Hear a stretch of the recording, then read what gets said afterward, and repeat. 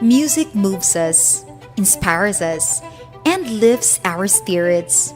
But have you ever wondered, what's the deeper meaning of music and faith? What does music reveal about God? In the Bible, music isn't just sound. It's a way to worship. It's a language that expresses our heart to God.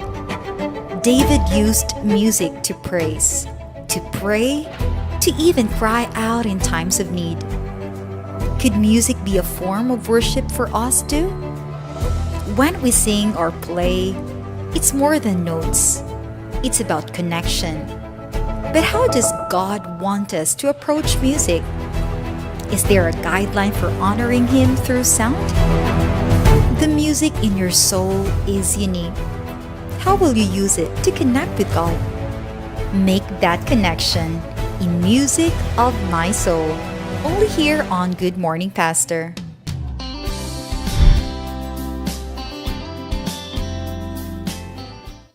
Magandang umaga po sa atin lahat mga kapatid at ngayong umaga po makasama natin ang ating mahal na Pangulo ng Hope Channel Philippines at kasamtangan na Communication Director sa NPUC. Walang iba, Pastor Bong Pidakan. Magandang umaga, Pastor. Magandang umaga po. Good morning sa inyo. Nakatagalog ako, Pastor. Yeah. Yes, masaya nga ako na nagtagtagalog. Maraming salamat, Pastor, sa paghatid at sundo sa akin sa airport pagpunta ako doon.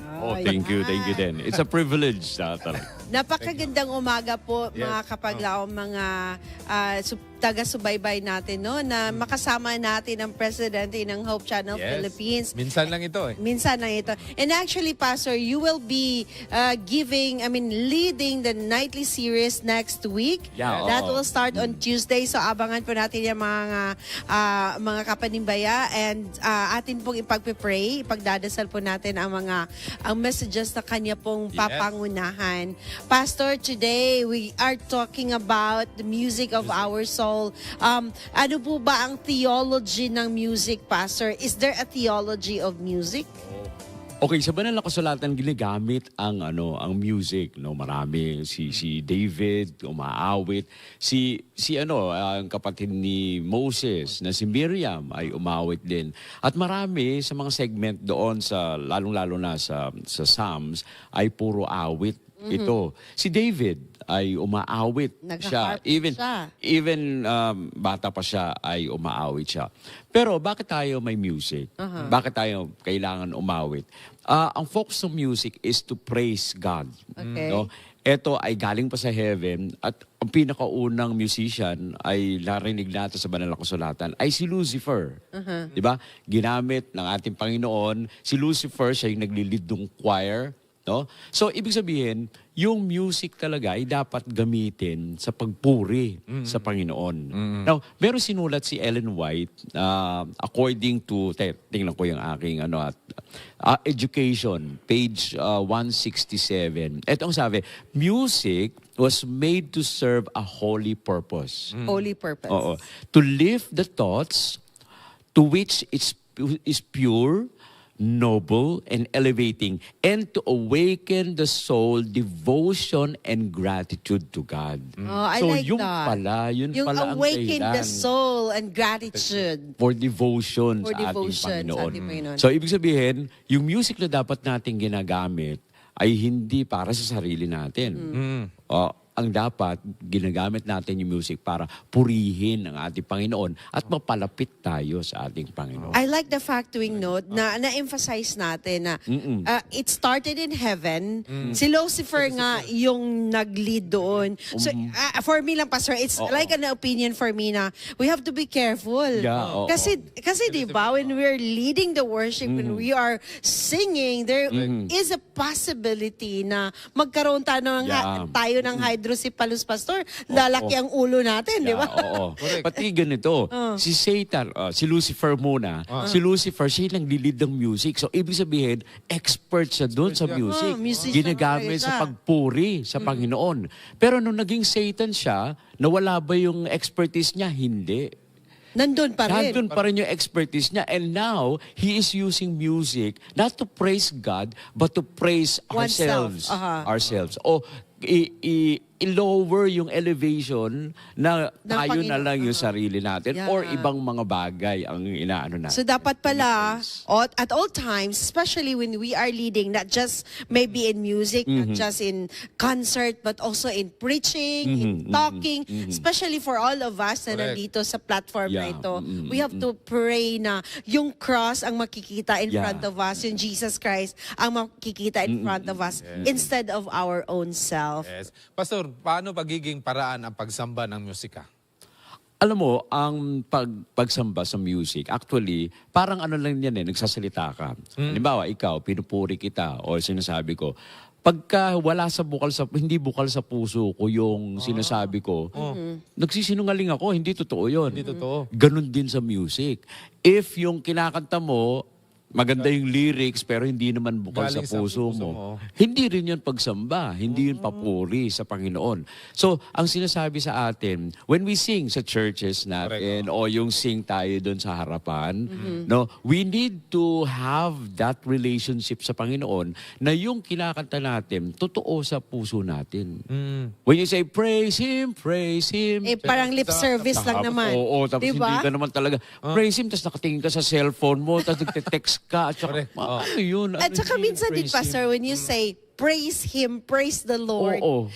you Ay, will mga also heart like mo. put that in your heart na, Correct. kumbaga, yun talaga yung sinasabi mo. You just state it, you just state the word with Oo, the yeah. hymns, with the melody, with the tune, kumbaga, Oo. dyan po, Pastor, di ba? Tingnan mo, pag ganito halimbawa, sabihin ko ang ganda-ganda mo pero hindi ako nakatingin. Te-text ako, ay, oh Charm, ang ganda-ganda mo talaga. Ang napaka... Yeah. Diba? Parang, maniniwala It ka doesn't ba make sa sinasabi sense, ko? diba? Kasi hindi bukal sa puso ko. That's also sa worship. Dapat kapag tayo kakanta using music Correct. sa worship, dapat we need to feel and we need to be true in our hearts na kinakanta natin yung song. Amen.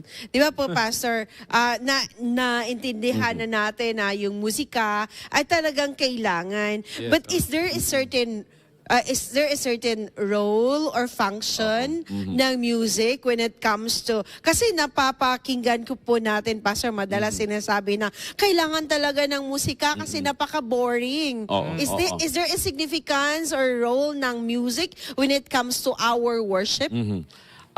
Alam mo, meron akong... Kung alam niyo yung Smurf, matagal na yun. Hindi nyo siguro naabutan na yun. No? Parang cartoons yun. Meron silang isang song na lagi ko naririnig, high school pa. Ang sabi dun sa song, when you sing while you work and smile while you work, it makes you feel okay. Oh. So, ibig sabihin, kapag kumakanta ka while you're working, That means you're kumakanta happy. Ka, oo, happy ka. Oh. Tapos eto, kapag malungkot ka naman at kumakanta ka ng mga inspirational songs, na a-uplift naman yung yung kalooban mo. Tapos, pag kumakanta ka ng mga songs na merong experience ng mga tao, na-internalize mo yon at na-encourage ka na sila naranasan nila yon pero they overcame. So yun din ang dapat natin gawin sa buhay natin, no? Umawit tayo ng umawit ng papuri sa Panginoon dahil ito ay nakakapag-uplift ng ating kalooban. Kumbaga, Pastor, you have to express whatever is in your heart, be it sadness, Yeah. be it bitterness, or maybe if it is like a disappointment, you can sing it aloud. Yeah, oo. Kasi pag kinakanta mo, magiging magaan ng pakiramdam mo. Oo, tama Di ba, Weng, naranasan natin, we have problems at home, but we just keep on singing. During the times of my life na kailangan ko talagang kumanta kasi napakasad ko, I sang the song, Tears Language. Tears are a language God understand. Yeah, oo. At saka pagaan ng iyong kalooban. Yes. So it has to do something pala yung music, not just in our worship, oo. pero sa ating sarili din, Pastor. tama yan. So parang antidote siya. Oo, nakakapagpagaling talaga actually.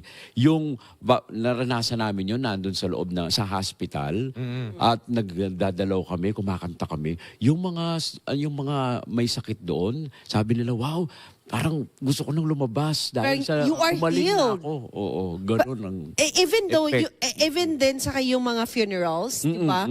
Napakasakit na yung kapamilya mo, yung kaibigan mo nawala. But then when somebody sings for you, Correct. it comforts, it's parang hugging you, telling you everything will be okay. Yeah. Pero mabuti yun, Pastor. Pag kanta ka ng ospital, pag hindi sintonado, okay lang yun. Oo, yun Pag lang. sintonado, sabi na, Lalo labas ka na. Lalong nagkasakit. Nagkaroon ng accident. Pastor, mayroon bang gabay at tuntunin ang Diyos sa musika? Oh, okay. Sa sa Seventh-day Adventist, meron tayong guidelines. Pero itong guidelines na to, sa church, no, ang isa sa mga pwede natin maging principle, kung yung song na inaawit mo ay mapapalayo yung relationship mo sa Panginoon, wag mong kantahin. Oh, I like that. Kasi bawat isa sa atin may preference Yeah, may tayo. preference tayo Like ako, medyo like selective ako dun sa choir. Kasi minsan nakakatakot. Sa akin po. Ito, parang ganun. Pero may mga songs din naman na choir siya arrangement, pero okay din naman. So parang individually, meron tayong mga preferences. Yun ang principle lang. Kung yung kanta na yon ay magfo-focus lang sa akin, parang nagiging selfish ako, parang nagiging self-centered ako, wag nating kantahin yun. Ang ating kantahin, yung laging papuri, pasasalamat sa Panginoon, focus on praising God. No? Kasi yun ang relationship eh. Di ba pagka may relationship ka, lagi mong gustong kasama yung... Yes. Yung kasama mo. Tapos lagi mong pinupuri, lagi mong gustong masaya. So ganun din tayo. If we have the relationship with God, yun din ang mangyayari sa atin. Hindi tayo magfo-focus sa sarili, but we will always focus on praising, thanking, and giving glory to God. Pastor, what is the music of your soul today? And now I've given you the time to sing a few lines of the song you want to sing that states about your heart today. Parang thankful siguro ako. Go on, Pastor. Sing it. I want to praise you, Lord, much more than I do. I want to praise you, Lord, much more than I do. Praise to sing His praise, colors of your grace. I need to praise you. Yeah. Thank you so thank you, much, Pastor. Pastor Bong Fidakan, the President of Hope Channel Philippines. At